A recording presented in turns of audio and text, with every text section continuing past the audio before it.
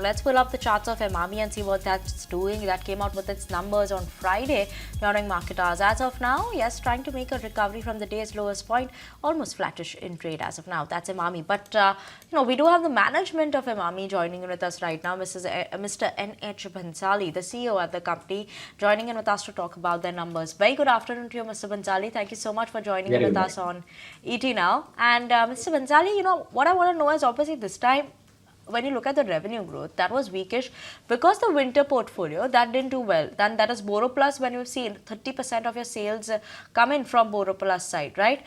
So going forward, at least in Q4, what is it that one could expect in terms of revenue?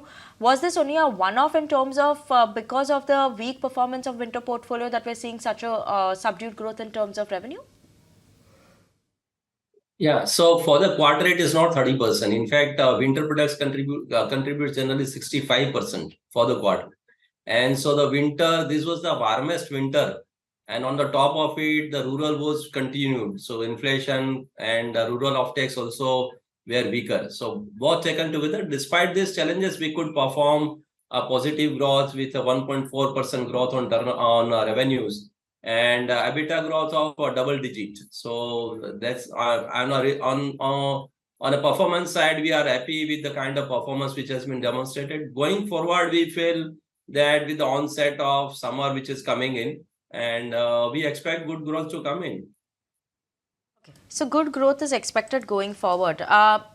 Sir, also in terms of your volume growth, this time they've been a bit subdued. We're seeing a slight bit of a decline of almost 1%.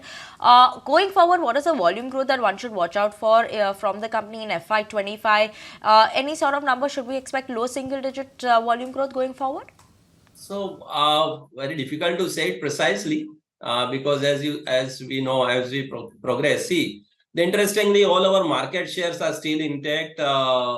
While revenue growth has not been in line with the expectation, but the market shares of all the brands, all the products are almost intact, and so we are hopeful, and the penetration level of all these brands are very low.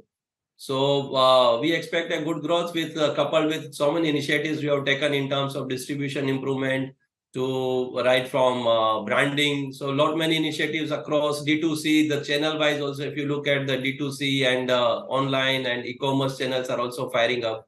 So all this taken together, we expect good growth and would definitely be a volume growth led by volume growth. But how much would it be? It will be difficult to predict. Right.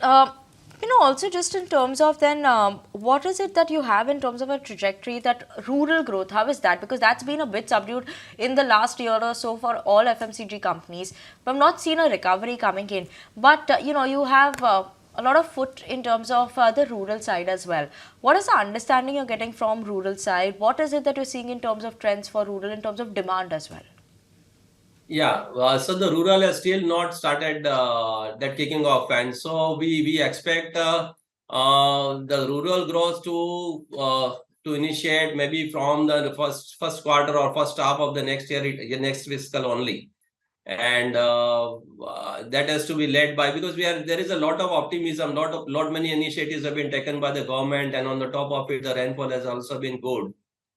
Is expected to be good across. So we expect that all these things firing, rural growth has to resume from the first half of the next fiscal.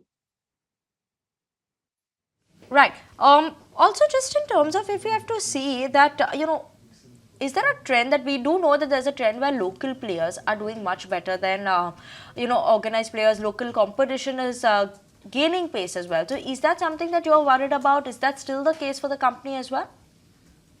Not really. In fact, if you look at the product portfolio of Imami, we are there for we provide the value for money products, and so we cater to the masses.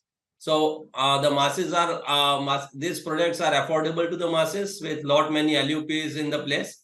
So that really is not a challenge. But as I said, so there has been a lot of downtrading, and the people are also looking for meeting their primary needs rather than looking into the discretionary products.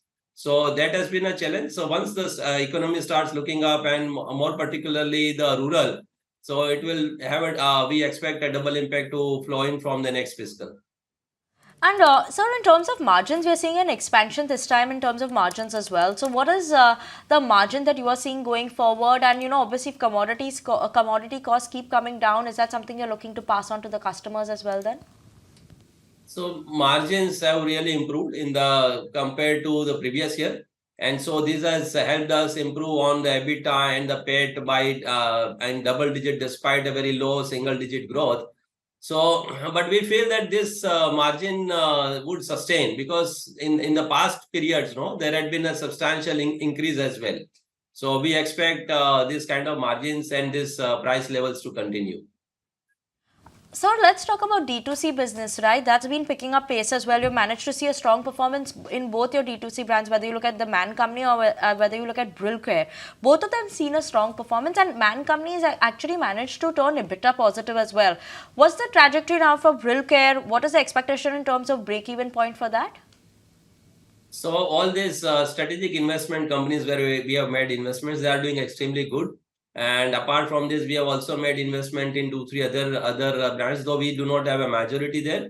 But all of them are firing up. In fact, they both, the Man Company, Briller, they both have demonstrated a good growth of about 75% during this quarter. And they are on aggressive growth path and also would be improving on the EBITDA. So there is a clarity on paths to profitability, and so the profitable growth is expected from these two investments, and also from other brands as well going forward. Okay, Mr. Bansali, thank you so much for joining in with us this afternoon on ET Now. It's a pleasure having you on the show, and as well as understanding in terms of the company what we should to expect as well. That was the management of Imami Limited for y'all, keeping an eye out on Imami, doing quite well in terms of the D2C business. Obviously, margins have seen an expansion this time as well.